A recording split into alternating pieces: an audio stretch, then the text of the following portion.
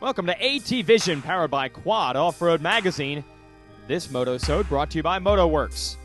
A lot of people buzzing about this one. Round 9, Pleasure Valley, just outside of Johnstown, Pennsylvania. Jason Wygand here to bring you through what many are calling the Moto of the Century.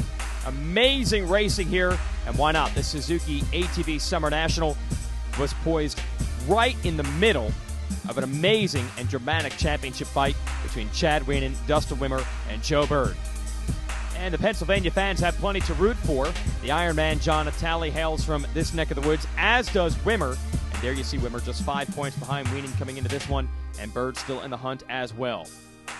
So the scene's set. Let's go racing here in Moto number 1. There's your points leader, Wienen, who had terrible starts at our last event. Wimmer, who came back to win that one, recovering from a shoulder injury. High drama here in Pennsylvania.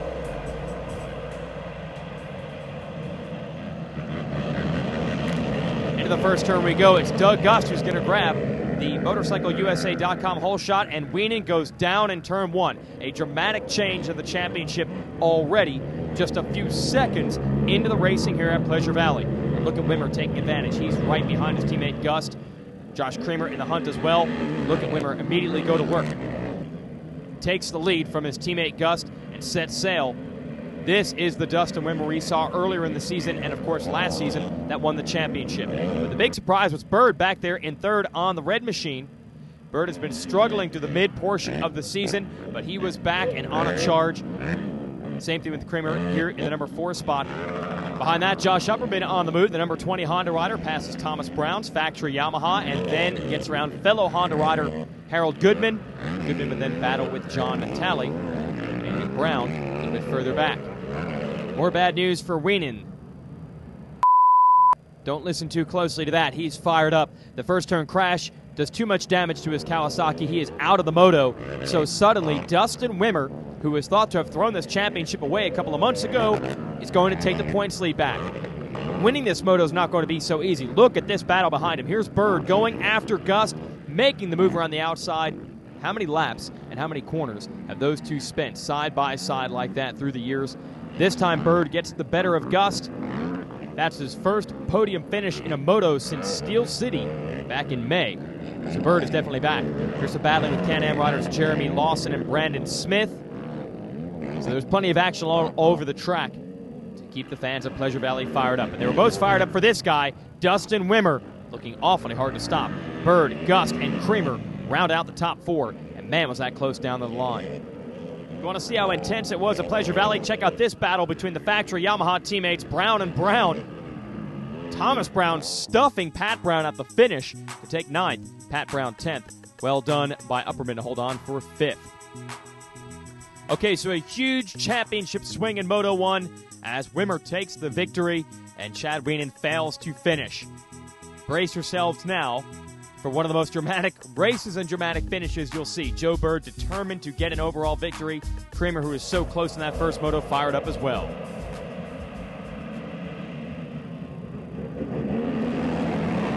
Byrd's determination pays off. He nails the MotorcycleUSA.com hole shot, leading Wimmer through the rhythm section. There you've got Gust and Creamer right there. Basically a rematch where we were in Moto number 1. Based on Wimmer's performance in that moto, you'd think he could get by Byrd and take the lead, but it was not to be. Not only could he not get around the number 7, the 55 and 9 were all right there as well. As for Wienen, another terrible start. He was 12th at the end of lap 1. He was not in contention to win this thing. Look at Wimmer try to make the move. Byrd comes around the outside, rams into him, and fights to get him back. This was just the beginning of a classic battle here. Here's Gust and Creamer battling it out for 3rd, not too far behind the leaders. Look at Byrd going back after Wimmer. 4 riders just exchanging all over the place, and the fans were fired up. Heck, even the amateur racers decided to leave their trucks and stop wrenching on the machines. It was time to get to the fence and watch this one.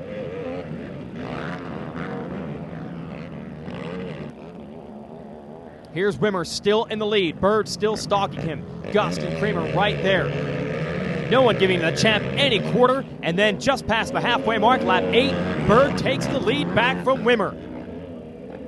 Then Wimmer takes the lead back from Byrd, with Gust and Creamer still right there putting the pressure on. Also of note coming through the pack, here's Upperman on the number 20, battling with Thomas Brown and Greg G. Eventually, Upperman would make his way inside the top 5 to go for a podium overall. But all eyes were on this battle for the lead. Byrd versus Wimmer.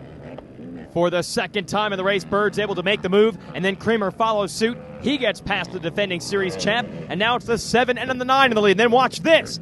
All 3 riders come together in one corner. Then Creamer rams into the back of Byrd. Wimmer takes the number 2 spot back. Oh, but it wasn't going to sit well. Wimmer wanted the number 1 spot. He squares up Byrd on the inside. They collide. Creamer around the outside takes the number 2 spot back from Wimmer as they charge uphill. Wimmer able to shut the door. He holds on to second, but only momentarily. Creamer was looking for another opportunity to pounce, another opportunity to pass, and it would come down to the final lap. Byrd looking at a 2-1 score to try to win the overall, while Wimmer has to deal with Creamer. Down to the final corner we come. Creamer makes the move on Wimmer, then tries an outside line on Byrd. They collide. Wimmer to the inside takes the lead and the win with his teammate Gust right behind him. And Byrd and Creamer stacked together and losing points and positions by the truckload. Let's look at it again. Creamer and Byrd collide. Wimmer takes the lead. Gust manages to just sneak through for second. For good measure, Byrd gives Creamer a little pop to the face. Takes out a couple of hay bales headed to the finish. That's as good a racing as you'll ever see. Rockstar Makita Suzuki takes the win, and the points lead is back in the hands of Dustin Wimmer. Creamer ends up 7th, Byrd 10th. Let's go to victory lane as we look at the overall. Try to sort this whole thing out with Krista Watson, who's down there with our winners. Josh, you had quite a battle coming back through the pack to get 5th, and when you got 3rd, what the heck were you thinking? You know, I don't really know. It was kind of like, oh my gosh, this is the last lap, and they're both tangled up right there. I mean, I guess I got lucky, but hey, you know, I'll take whatever I can get. I had a horrible hole shot, and I just kept battling and running, catching people. You know, I just kept working hard at it. I guess it paid off. So. You know, the first moto I pulled the hole shot, my Rockstar Suzuki Makita Yoshimir LTR 450, Fox shocks and Maxxis tires brought me right to the front, but I ended up getting a rock in the brake and dropped the 3rd the first moto, but second moto, wow.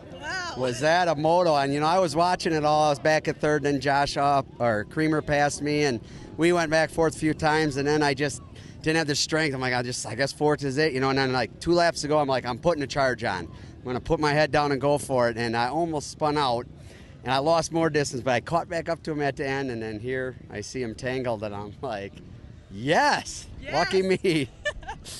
So, yeah, that was, you know, usually the bad luck goes my way, but I had some good luck today, and that's great. I'm happy to be up here second again. It was crazy. It was great racing, and a lot of battling back and forth between us 3, Joe and Josh, and, man, it came up to that last turn, and me and Josh were side by side coming over that last jump, and I guess those guys got tangled up there, and I was right there. It happened so quick, and I got right by him, so luck was on my side. The first time, though, you really, really pulled away from the rest of the pack. Yeah, definitely. My Rockstar Makita Suzuki LTR 50 was really working great for me out there. First moto, just got out front and had a good, comfortable lead. That's the best battling we've seen in a long time. Thanks for showing it to us. Thank you. An unbelievable swing in the points. Wimmer was 5 down on Wienen going in. He leaves 29 points up. Wienen and Byrd now in a battle for second. Just 2 races remain in the tour. Our next Motosode next week will cover Team Kawasaki. And our next round, August 2nd at Redbud in Michigan. All of this brought to you by Motorworks. Make sure to check out ATVmotocross.com for the official series schedule. Join us at Redbud. Join us at the finale at Loretta Lynn's or for the ATV Open at Steel City on Labor Day weekend to see these boys in action. It was great bringing it to you. For Krista Watson, I'm Jason Wygant. Thanks for watching ATVision.